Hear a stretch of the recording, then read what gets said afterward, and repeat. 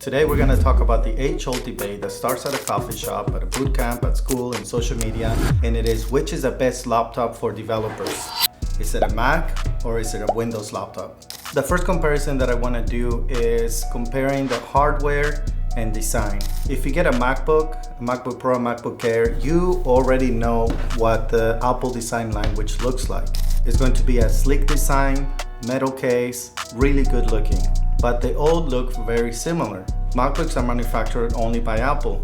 On the Windows side, you can find many manufacturers, which means more form factors. For example, if you get a MacBook Pro or a MacBook Air, you won't be able to find a touchscreen on any of those models. Do you need it? That's another debate. But you can on Windows machines. You could actually even find laptops that convert into tablets, like the two-in-ones, and many different designs and configurations when it comes to the keyboards, the screen size, whether it's light or longer battery, you name it. On a Windows laptop, you could also find configurations where you get a better graphics card, which means that you can play video games on that or allow you to do game development, which I'm not sure if you could do on the Macs. Hardware does play a role in the laptop that you should pick. For example, for web development, you can do web development on either a Mac or a PC. If you're in a field that demands more power when it comes to graphics, then you're pretty much locked down to a Windows laptop because you get a wider range of hardware options. By the way, before you go down in the comments and you start asking what happened to Linux, the reason why I didn't touch on Linux is because one, I'm not familiar with Linux enough for me to be able to have a say, and two, the experiences that I've had when it comes to being a software developer has either been on the Windows machine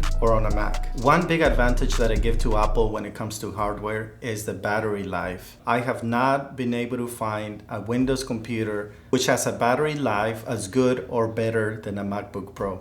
I've had these two machines for about a year, and I can definitely say that whenever I'm using the Windows computer, in this case it's a ThinkPad T15, and this is a MacBook Pro with the M1 chip, so it's the first generation. But even then, even though it might be an older computer compared to the ThinkPad, the battery life on the Mac is a lot longer than it is on the Windows machine. Another thing that I really like when it comes to MacBooks is that you never have to shut them down. All you gotta do is just close the lid and put it in your backpack, and you don't have to worry about this thing frying itself because it didn't shut down properly. What happened once with this laptop is that I was doing work on it, I closed the lid, I put it in my backpack. An hour or two later, I take it out of my backpack and this thing was hot. It was suffocating itself because it didn't shut down properly. For some reason, that doesn't happen to Macs. The other thing is that once you open the lid back up, the Macs come back like that. Sometimes on the Windows laptops, if you had it closed or if you had it put away for a long time, it has to boot up again. And it takes a while for it to come back on, and sometimes you just want to do something quick and you just want to open it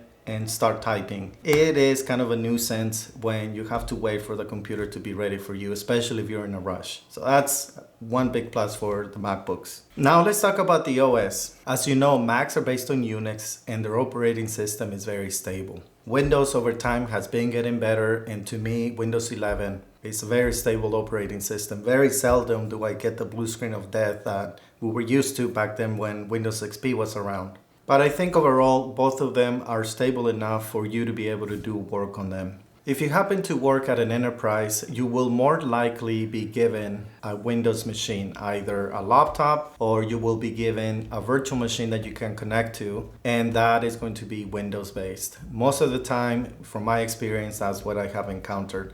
Unless you're working at a new startup or a startup that hasn't been fully established, you will more likely get a MacBook. But for the most part, you'll probably be encountering Windows machines.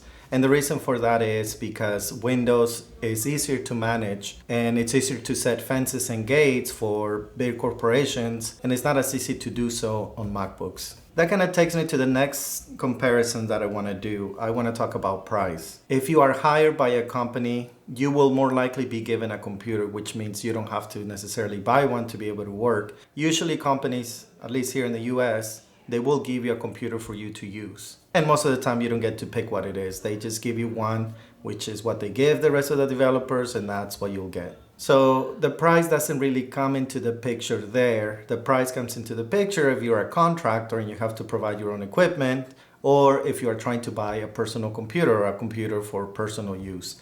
In that case, then you know that Macs are typically more expensive, or at least with the Windows computer, you have a wider range of prices. So you could go with a more budget-friendly configuration, or if you have the money and you prefer a Windows machine, you can pick a configuration from a manufacturer and have it be just as expensive as a Mac could be. One of the plus sides that Apple has is that if you ever want to resell your MacBook, you will probably be getting a better deal because you'll get more of the money back when you resell. They hold their value better than Windows computers do. Now, which one would I choose? Well, obviously, you know that I chose both, but which one do I typically tend to use the most? And that would be the Mac. It's not necessarily due to the work that I can do as a developer here. It's more the integrated ecosystem that Apple has. I have an iPhone, I wear an Apple Watch, I watch TV on an Apple TV, so everything is interconnected. If I happen to be working on the Mac and I get a text,